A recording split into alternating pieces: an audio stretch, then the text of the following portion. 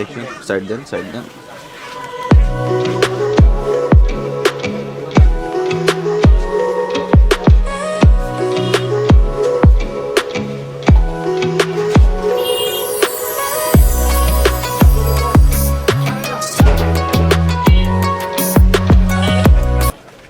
দেখে তেল কিনলেন আপনি? আপনি কিনলেন? কনজিউমার আপনি? না ব্যবসা আছে আপনার নিজে ব্যবহারের জন্য? কত করে নিল? গায়ের মূল্যই নিয়েছে। গায়ের মূল্য নিয়েছে কত নিয়েছে? 852 50 টাকা। 850। তেলের সঙ্গে অন্য কোনো কিছু নিতে বাধ্য করেছে? না না, এমন কি করেন আপনি? জি না স্যার। আপনার বিরুদ্ধে কমপ্লেন আছে। আপনি 5 লিটারের বোতল কেনার সঙ্গে সুগন্ধি চাউল বিক্রয় করেছেন এবং তাকে বাধ্য করেছেন কেনার জন্য, এটা করেছেন কিনা?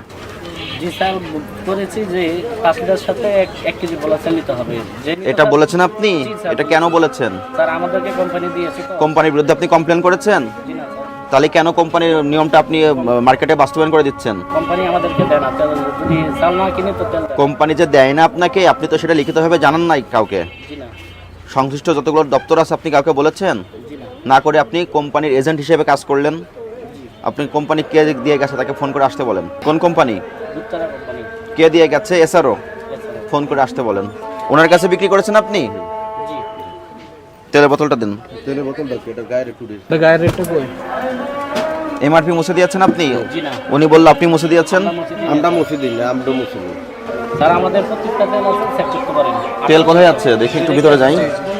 তেল কি আপনার এখানে যা গোডাউন আছে না? হ্যাঁ, কনজিউমারের কাছে শেষ। কার দোকান? আমাদের এই কাজ কেন করেছেন? কোনটা স্যার? তেলের সঙ্গে চাউল কিনতে বাধ্য করেছেন। কোম্পানি সব দোকান কোম্পানির বিরুদ্ধে কমপ্লেন করেছেন কোথাও? স্যার কমপ্লেইন করুন কোম্পানি। আপনি কেন এই ব্যাড ম্যানার প্র্যাকটিস শুরু করে দিয়েছেন? এই যে কোম্পানি অনুফোন দিয়ে স্যার আমরা শুনুন স্যার, কোম্পানি দেয় একটা প্লাস চাল আর কি, ওই আমরা ওই গায়ের ধরেই একটা প্লাস চাল দিয়ে দিই। আপনি যে তেলের সঙ্গে কাস্টমারদেরকে অন্য পণ্য কিনতে বাধ্য করতেছেন, এটি অপরাধ। আপনি অপরাধ স্বীকার করেন? জি স্যার, আমি স্বীকার করি। এই অপরাধে আপনাকে 20,000 টাকা আর্থিক জরিমানা করা হলো এবং ভবিষ্যতে এই কাজ আর করবেন না। আর ওইখানে যেটা মূল্য মুছে দিয়েছে এমআরপি, উনি দোষারোপ করেছেন আপনি করেছেন। জি না স্যার, আমরা 45 টাকা তেল নিয়েছি, সাথে একটা পোলোসেল দিই। আপনি এদিকে আসেন। উনি করে নাই, উনি বললো, কিন্তু ওই পণ্যটা আপনার এখানে পাওয়া গেছে। স্যার ওটা আমরা যেভাবে নিই সেইভাবে আমরা উঠাই না। আপনার এই কথা বিশ্বাসযোগ্য না। আমরা যেভাবে এবং আমরা সকালে আপনার এখানে আমরা সোর্স পাঠিয়েছি, আপনি বলেছেন তেল নাই, তেল নিচে রেখে দিয়েছেন। এবং যখন আমরা এসেছি আপনার এখানে যে মুরব্বী বসে আছে উনিও বলেছেন তেল নাই, কিন্তু আপনার নিচে তেল ছিল। মুরব্বী তো উনি দোকানদারি করেন না, এনে সময় দেয়। বয়স্ক মানুষ তো বাসায় ভালো লাগানি কারণ আসে। তেলের বোতলের সর্বোচ্চ খুচরা বিক্রয় মূল্য মুছে দেওয়া এবং তেল থাকার পরও বাজার কৃত্রিম সংকট তৈরি করা। ভোক্তাদের আপনি বলছেন আপনার কাছে তেল নাই, ভোক্তাধিকার সংরক্ষণ আইনে এগুলো অপরাধ। আপনি অপরাধ স্বীকার করেন? এখন আমার কাছে তো আমরা তো যে আসে তেল দিই, আমার কাছে রাত 2-3 পিস আপনার দোকানে যে বোতলটা পাওয়া গেছে সেটা সর্বোচ্চ খুচরা বিক্রয় মূল্য মুছে দেওয়া হয়েছে। ওটা স্যার ওটা আমরা বলতে পারবো না, আমরা যেভাবে নিই সেইভাবে ইয়ে করছি, ঠিক আছে? ওর দোকানটা বন্ধ করে দাও।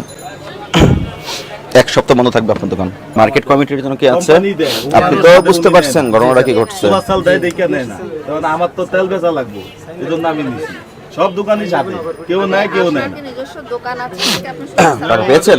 না না, দুটাই হয়েছে, দুটাই হয়েছে। এটা জি ও আচ্ছা। আর ওই আগে পাওয়া গেল না? এবং আপনার রসিদ আছে না, রসিদ একটু লিখে দেন কোম্পানি, কোন কোম্পানি আপনাকে এটা বলেছে বা আপনাকেও কিনতে বাধ্য করেছে।